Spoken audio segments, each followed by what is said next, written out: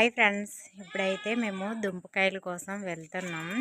చూడండి, దుంపకాయలు చూపిస్తాను. ఇప్పుడు ఈ పిల్ల అయితే క్యారేజ్ పట్టుకుందనమాట. దేనికోసమే క్యారేజ్ పట్టుకున్నావు? దేనికి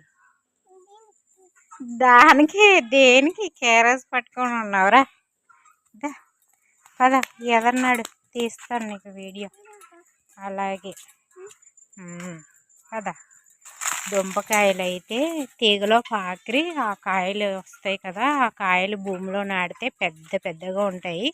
పెద్ద దుంపలు కూడా చూపిస్తాను నాటితే ఎలా ఉంటాయి అనేది. చూడండి, పట్టుకునే అక్కడ ఆగివే, అక్కడ ఆగు, అక్కడ ఆగు. ఇదిగోండి, ఇది రాని చూడండి. మనుషులు ఉంటేనే మేస్తుంది అన్నాను కదా, మనుషులు లేక ఇక్కడ తిక్కబడిపోయి ఉందన్నమాట. నువ్వు లేగు, భయపడుతుంది కదా, అటు వెళ్ళిపో.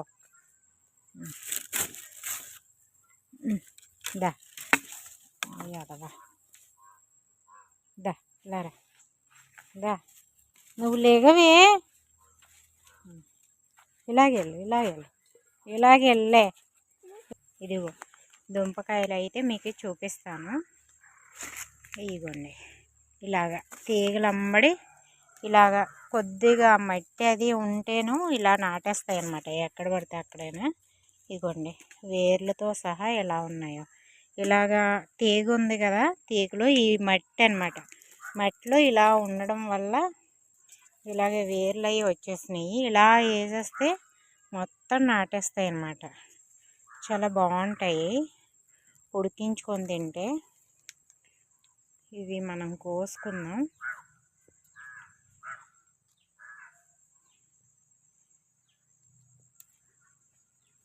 దా, క్యారేజ్లో వేయరా. ఇంకోటి వెయ్యి, తీసుకొని వెయ్యి అక్కడ. ఇవి చూడండి, ఇవి ఎంత అందంగా ఉందో, చాలా బాగుంది. ఎంత బాగుందో, మోడల్గా ఉంది. కింద వేర్లు వచ్చేసాయి, పైన తీగ. ఈ తీగలో ఇలా కాస్తాయి అన్నమాట. ఇలాగా కాయలు ఇవి మనం ఉడికించుకొని కాల్చుకొని కూడా తినొచ్చు. ఇవి కాల్చుకొని తింటే